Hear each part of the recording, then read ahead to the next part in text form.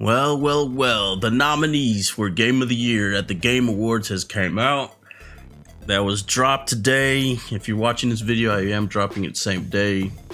The games are Astrobot, Balatro, Black Myth Wukong, Elden Ring Shadow of the Erdtree, which is the DLC, Final Fantasy VII Rebirth, and Metaphor Refantasio.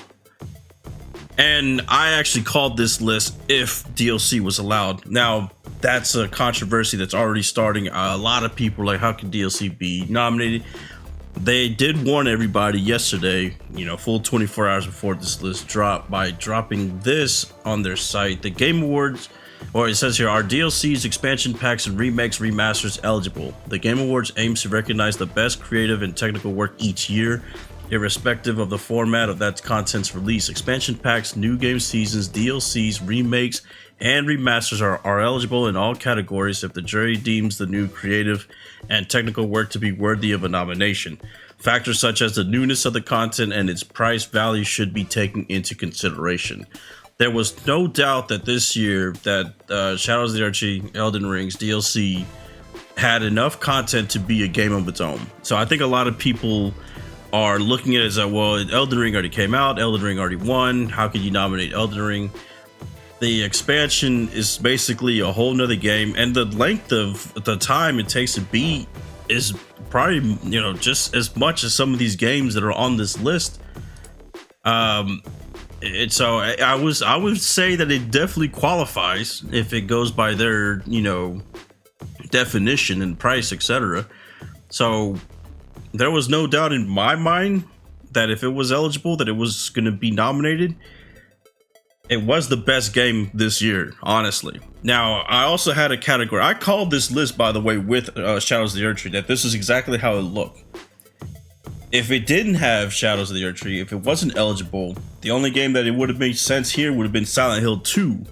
Now, the problem is, though, is that I knew these games because they only go by one thing and one thing only, and I've been telling my chat this all year long, actually for the last couple of years. It's been actually maybe even more than that. Everything follows what the Metascore says. The Metascore is what dictates the Game of the Year nominations. And if you go to it, here's 2024. Look at the top 4 games. Elden Ring, Shadow of the Erdtree, Astrobot, Metaphor, Final Fantasy VII. And guess what? All 4 of those games are on here, right? Astrobot, Shadow of the Erdtree, Final Fantasy VII, and Balatro. Or Metaphor. The next game up after that, because you have some games here that they came out in 2024, but they're not really games that are going to be nominated. But here's Balatro at 8. I said Balatro was going to be up there because of the high Metascore. I didn't think that Wukong was going to make it because they go by Metascore. I think Wukong got like an 81, so they're not even going to be in the top few pages. But I said that the game was too big to ignore simply for the fact that it had that impact that a game like Elden Ring had a couple of years ago, etc., where you had a global phenomenon where a lot of people were playing it, that it was basically too big to ignore. And what's that one other game awards? The Joystick learned that the hard way. They originally did not place it in their Game of the Year, but then I'm assuming after Backlash, they decided to update it and put it on there. Whatever the process was in that regards, it's on there now. And I feel like whenever I was talking this in stream, that there was no way they were going to ignore Black Myth Wukong. Is it going to win? No, it's not going to win. But I think with the Game Awards, even though they usually go by the Metascore, I think normally what they'll do is they'll pick 4 or 5. Right, I think it's a 6 category, right? Yeah, 6.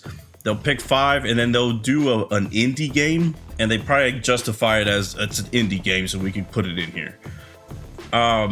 Obviously, if it wasn't for that, though, it probably would have been Silent Hill 2. I think Silent Hill 2 was the next one up in regards to the Metascore, and I knew this list was going to look just like this. I see a lot of people have opinions about it. They're saying, how can Elden Ring be DLC? Why is Elden Ring DLC? A lot of people also, though, I've seen say this doesn't seem like the games that we played all year, and that was why I criticized the meta score that they relied too heavily on it, because while I played a lot of these games, don't get me wrong, I feel like the games that were viral, the ones that everybody was playing, are not being represented on this list. Black Myth Wukong is, and Shadows of the Erdtree for sure are, but Helldivers 2 isn't on there. And I think there was a time where a lot of people were playing that game. Stellar Blade is not on there. There was a time where a lot of people were playing that game. Let's see what else. Power World. I know it's in the beginning of the year, but that was a phenomenon as well. And no one, that's not up there because they don't have the meta score to justify, I guess, being put up here. And I feel like that's like the disconnect with the Game Awards, is that they're too heavy on the Metascore, the critics, etc., and they're not really representative of what the fans are playing or whatnot, or the base.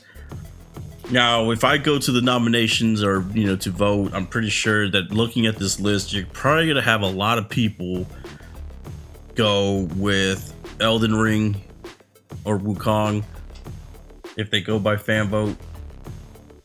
I'm not sure. I'm not sure the weight on it if they go by so much percent or whatnot. But I feel like a lot of these games are not going to be able to win because of that. If you look at last year's, it was the same thing. It came down to Tears of the Kingdom and Baldur's Gate 3. Both those had the highest Metascore. Like I said, you go back several years, and the Metascore was basically the driving force of the games of the year. Now, I think that the difference in the past than it was this year was that a majority of the popular games were reflective in that Metascore. So a lot of people played Tears of the Kingdom. Everybody knew why that was being nominated. A lot of people played Baldur's Gate 3. A lot of people knew why that was nominated, etc. I think that the disconnect here is that you had a lot of games that a lot of people played, but the score was not reflective of that. Why? I'm not sure. But Stellar Blade, I think a lot of people were playing that game, but the Metascore had it in the 80s. No chance for it to be Game of the Year. Helldivers 2, same thing. Metascore in the 80s. No chance for it to be Game of the Year. Space Marine 2, a lot of people were playing that game. The Metascore in the 80s or 70s, I forgot which one they had. No chance to be Game of the Year.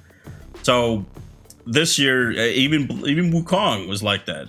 80s score, probably no chance to be nominated for Game of the Year. Like I said, I think it was just more of a too big to fail kind of thing. Astrobot, I played Astrobot. Astrobot's fun. Balatro, we watched a few videos on it because I knew it was going to be nominated, so I wanted to know what it was about. A lot of people were telling me that game is a lot of fun. TBH has been telling me that Metaphor is a really fun game. I feel like that if Shadows of the Erdtree wasn't nominated, I feel like that game might have won Metaphor. I think Metaphor was probably the pound for pound game that was left that everybody that I respected in their opinions and stuff like that were telling me that this is for sure the game of the year.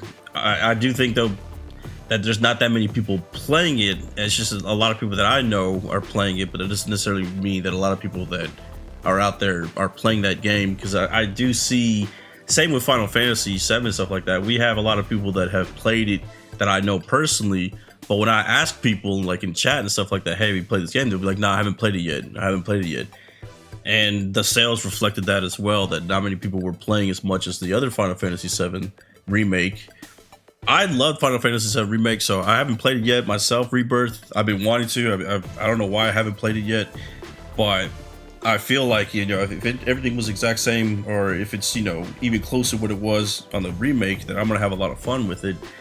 I would certainly be probably one of the cheerleaders for the game, but I don't feel like there's a lot of energy towards the game this year as much as the Final Fantasy remake, which is funny because I felt like Final Fantasy remake was, at that time should have been nominated for Game of the Year. I don't even know if it was. I'm not sure if it was a few years back. If it was, it got smoked. So I think Astrobot had a little bit of a run. I think that was more so, though it felt like anyways like a joke because it was a platformer, and I think a lot of people were like saying, Game of the Year. But I mean, it was fun. I do think that it was overhyped. I feel like that, like when I was playing it, it's like, man, y'all really overhyped this game, you know, is it fun? Sure. Is it like Mario, etc.? Yeah, but I wouldn't have said game of the year for sure. I played Wukong a lot this year, and looking at this list, I would have probably picked this game over all of them just because, one, I played it the most. But there's no doubt in my mind that Shadow of the Earth Tree is the game of the year. It's nominated. None of these games hold a candle to the Elden Ring DLC. And I'm sorry to say that. If you came here thinking that I'm gonna agree with the no DLC, you shouldn't have won and all that stuff, you know, hey, look, this is their rules. They've already nominated it. It's on there, and there is no doubt, though, in my opinion, that is the game of the year. Is Elden Ring gonna win twice? It probably will, because I can't justify any other game on here to be better than what they dropped from Soft and Bandai, etc. with the Shadow of the Earth Tree. So let me know what you guys think in the comment section below. Do you feel like DLC should be included or not? It is. Do you feel it should win? Do you think another game should have been there? I feel like Stellar Blade should be on this list. Look, if it was up to me for what was game of the year, and I wasn't going by Metacritic, I'm just going by the temperature of what the community was playing. If you include Shadow of the Earth Tree, it would be Shadow of the Earth Tree, Wukong, Stellar Blade, Helldivers 2, and Space Marine 2, and then we'll throw in maybe Metaphor. That would be the games of the year. That I feel like that represents what a lot of people are playing this year. But I'm just one voice. Let me know what you guys think in the comment section below. I'm out.